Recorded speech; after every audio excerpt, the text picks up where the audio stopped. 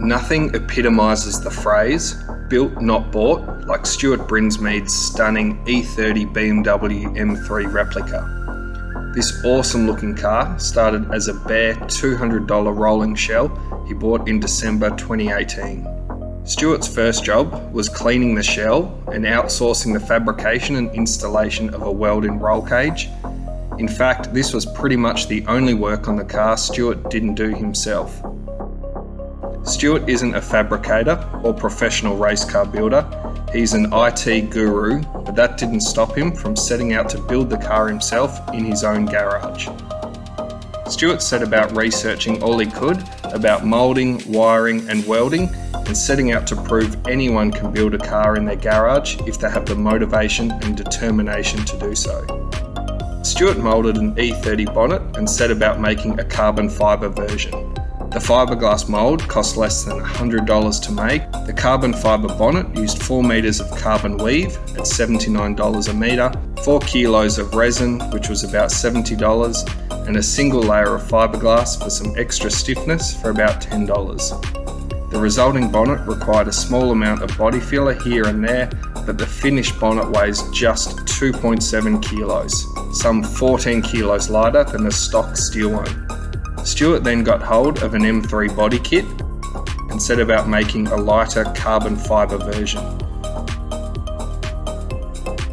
Stuart trimmed up the steel guards and cleaned them up for the carbon panels to be glued on.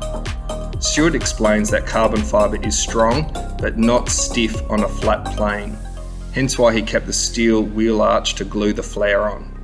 Stuart used super epoxy and a lot of tech screws and clamps to get good pressure so the joint is as strong as possible. Once it dried, all the screws came out and Stuart put a thin fiberglass band on the rear side of the guard so that when he filled over the screw holes, the filler didn't seep through. Stuart painted the inside and outside of the body in his garage, but for the hanging panels, he found the cheapest gazebo he could find on eBay for $65, set it up on his driveway with some drop sheets and gaffer tape, then set up some halo lights, which were $29 from Bunnings, and gave the M3 body kit and bonnet a coat of epoxy primer and paint. The carbon weave is even visible through the paint, just like a Ferrari F40. Stuart then used a Rebel wiring kit to completely rewire the car from front to back. He also installed a fuel cell in the boot, made up a new fuel system and lines.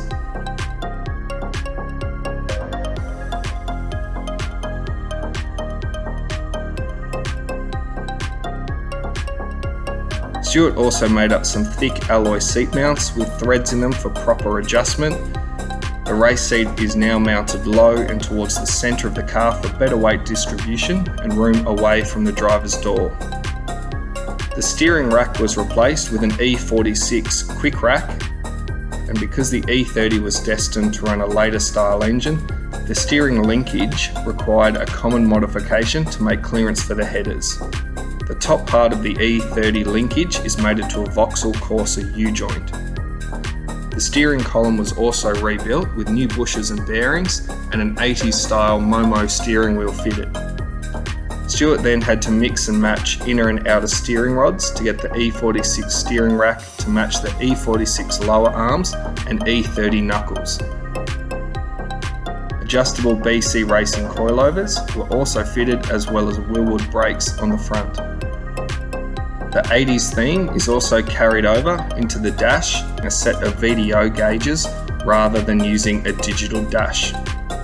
Next, Stuart bought the all-important engine, an S50 B32.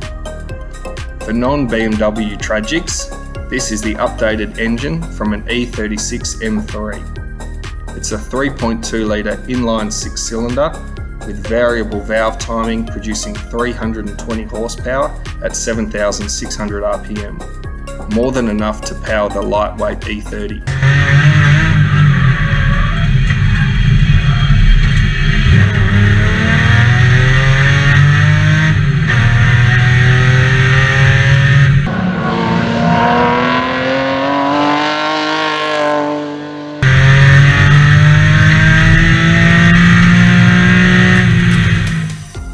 A CAC Motorsport sump baffle was added, as well as modifications to the exhaust headers to help fit snugly in the E30 engine bay. Stuart managed to complete the car in time for the 2021 Baskerville Historic Meeting. Although there were some minor bugs to initially iron out, Stuart proved the car's potential and for the first time in his career broke the 1 minute barrier. The E30 immediately on the pace and sounding great.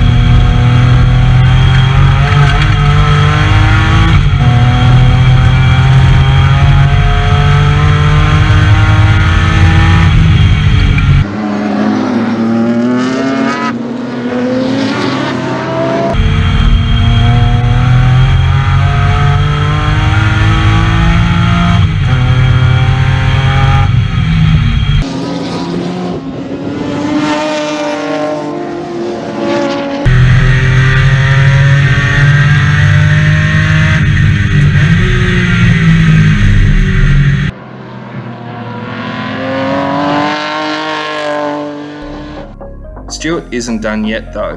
He plans to remove around 100 kilos from the car. He's already started on a fiberglass dash, which weighs 2 kilos. The fiberglass M3 boot on the car looks good, but complete with wing weighs between 12 to 15 kilos.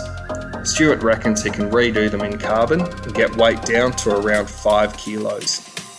The removable radiator support panel is also on the carbon fibre chopping block, with many more kilos to be saved. Other upgrades include a proper LSD instead of a welded centre and Brembo brakes with Audi rotors. We can't wait to see it back on track for 2022.